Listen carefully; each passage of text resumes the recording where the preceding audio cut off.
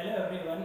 Today we are here again with direct acting vasodilators part 2. In last lecture we have started the pharmacology of vasodilators, specifically the prototype drug hydralazine or dihydrolazine.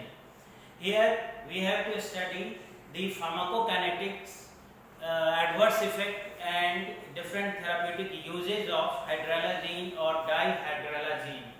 Basically, in pharmacokinetics, the absorption well absorbed through orally administration, and it is also first metabolism is also occur in this drug, and distribution bioavailability is increased in slow acetylator.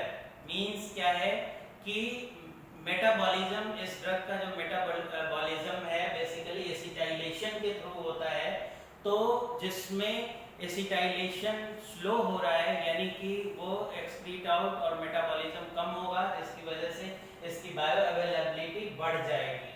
ठीक है, तो metabolism जो है completely metabolise हो जाते हैं liver में और प्लाज्मा से ही स्टार्ट हो जाता है, इसलिए इनका मेटाबॉलिज्म जो है वो आपका कंप्लीटली हो जाता है और एक्सक्रीट ये होंगे मेनली आपके यूरिन के थ्रू, और इनका जो टी हाफ है 1 to 2 आवर्स बेसिकली, और जो हाइपोटेंसिव इफेक्ट है वो 12 आवर्स के लिए होता है। बेसिकली हमने ये पढ़ा था लास्ट लेक्चर में कि जो ये वैसोडायलेटर्स होते हैं उनका एक रिफ्लेक्स मैकेनिज्म होता है जिसके थ्रू जैसे ही ये इनका हाइपोटेंशन एक्टिविटी शो करते हैं उसके साथ साथ रिफ्लेक्स मैकेनिज्म भी शो करते हैं।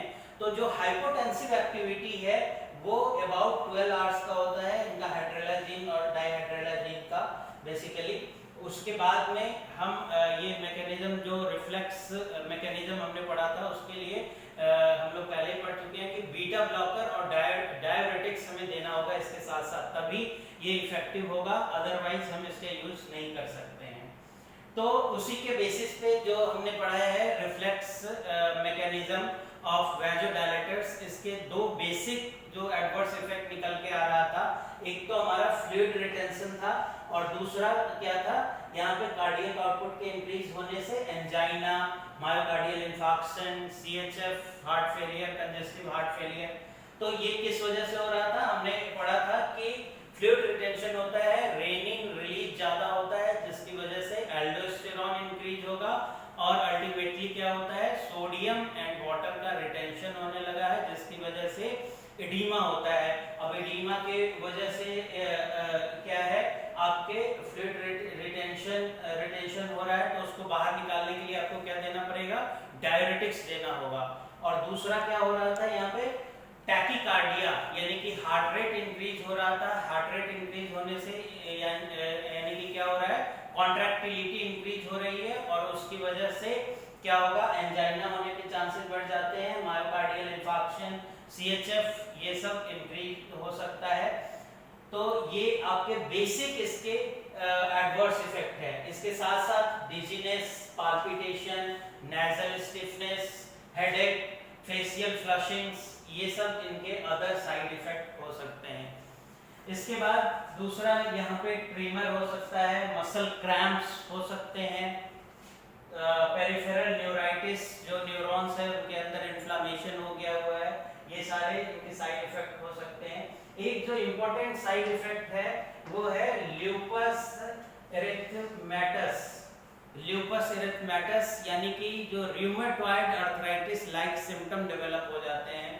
अगर कब यूज होंगे, लंबे टाइम तक ओवरडोज, बहुत ज्यादा डोज, बेसिकली जो वैसोडायलेटर्स है उसका जो डोज है 25 to 50 mg होता है और इसको हम TDS या 2 बार दिन में 2 बार ले सकते हैं या 3 बार ले सकते हैं। तो एक ल्यूपस एरिथमेटस जो है सिम्टम्स या rheumatoid arthritis like symptom develop हो जाते हैं अगर लंबे टाइम तक ले रहे हैं और ओवरडोज कितना 100 mg और ज्यादा ले रहे हैं हम, तो उस केस में क्या होता है, ये रूमेटॉइड आर्थराइटिस लाइक जो सिम्टम डेवलप होते हैं उसको बोलते हैं ल्यूपस ल्यूपस और ल्यूपस एरिथेमेटस, ये साइड इफेक्ट है, इंपॉर्टेंट साइड इफेक्ट है आपका हाइड्रोलाजीन का। इसके बाद इसकी यूजेज बेसिकली हमने पहले डिस्कस कर रखा है कि इसके जो रिफ्लेक्स मैकेनिज्म है जिसकी वजह से इसको बीटा ब्लॉकर और डायरेटिक्स के साथ ही यूज करेंगे। बेसिकली जब जो फर्स्ट लाइन ड्रग है हाइपरटेंशन के अंदर, जैसे कि एस इनहिबिटर हुआ, AT1 एंटागोनिस्ट है, डायरेटिक्स ये सब काम नहीं कर रहे हैं, तो उस केस में हम ये वैसोडायलेटर्स भी देते हैं। तो हमेशा बीटा ब्लॉकर के साथ देते हैं और लार्ज डोज बहुत ज़्यादा लंबे टाइम तक नहीं देंगे क्योंकि ल्यूपस डेवलपमेंट होने के चांसेस बढ़ जाते हैं। दूसरा इसके अंदर क्या है, जो रीनल फेलियर वाले रीनल पेशेंट्स वगैरह हैं उसमें वैसोडायलेटर्स बेसिकली दिया जाता है, जहाँ पे कि हमारा जो डायरेटिक्स जो अदर ड्रग्स हैं वो काम नहीं करते हैं। और दूसरा ये प्रेगनेंसी के अंदर प्रेफर्ड ड्रग है। प्रेगनेंसी, ड्यूरिंग प्रेगनेंसी में जो हाइपरटेंशन प्रोड्यूस होता है उस केस में इस ड्रग को दिया जाता है और ये वेल एस्टेब्लिश्ड ड्रग है ड्यूरिंग प्रेगनेंसी। एक और है इसके अंदर कि जो हाइपरटेंसिव इमरजेंसी केसेस हैं जिसमें कि अचानक से बहुत ज़्यादा हाइपरटेंशन प्रोड्यूस हो गया है, इमरजेंसी केसेस के अंदर भी वैसोडायलेटर्स दिए जाते हैं। उसमें कॉम्बिनेशन ऑफ ड्रग दिए जाते हैं जैसे बीटा ब्लॉकर, डायरेटिक्स, वैसोडायलेटर्स, ये सब दिए जाते हैं। कुछ अदर टाइप के, ये तो हमारा हाइड्रोलाजीन को हम एक बेसिक प्रोटोटाइप ड्रग लेके हमने देखा है, फार्माकोकाइनेटिक्स, एडवर्स इफेक्ट और आपके इनके यूजेस। कुछ आपके अदर भी ड्रग है जैसे इसमें मिनॉक्सिडिल है। मिनॉक्सिडिल ड्रग जनरली यूज उतना ज़्यादा नहीं होता है हाइपरटेंशन के केस में। अगर आप मिनॉक्सिडिल यूज कर रहे हो यानी कि और कोई ड्रग सही से काम नहीं कर रहा है, बहुत ही रेयर केस में एज ए हाइपरटेंसिव एजेंट्स में यूज करते हैं, लेकिन ये हाइपोटेंशन ब्लड प्रेशर को कम तो करेगा लेकिन उतना ज़्यादा कम नहीं करता है। इसके अदर यूज अलग से है। जो मिनॉक्सिडिल का एक साइड इफेक्ट होता है वो क्या करते हैं, हेयर ग्रो करवाता है। तो अब उसका एज ए ड्रग रीपर्पजिंग यूज करते हैं कि एलोपेशिया के केस में कहीं पे बाल नहीं आ रहे हैं तो उस केस में मिनॉक्सिडिल का अगर हम ओरली लेते हैं इस ड्रग को तो वहाँ पे हेयर ग्रोथ बढ़ जाते हैं, हेयर ग्रोथ होने लगता है। इसका टॉपिकल यूज भी करते हैं मिनॉक्सिडिल का। बेसिकली ये 2% टॉपिकल ड्रग होता है इनका, किसी भी फॉर्म में क्रीम और इन सब केसेस में यूज करते हैं जिसकी वजह से हेयर ग्रो होने के चांसेस बढ़ जाते हैं। लेकिन इसमें एक चीज है कि ये थोड़ा हेयर ग्रोथ स्लो होता है, 2 to 6 मंथ आपको लगेगा और ये भी चांसेस है कि डिसकंटिन्यूएशन पे वापस से आपके बाल चले जाएं। ठीक है, तो ये आपको मिनॉक्सिडिल का बेसिक जो है वो ड्रग रिपर्पजिंग में यूज होता है। वैसे इसमें हाइपरटेंशन है तो उसके साथ साथ और दूसरे ड्रग हाइपरटेंसिव जो ड्रग है, एंटी हाइपरटेंसिव ड्रग, वो दिए जाते हैं।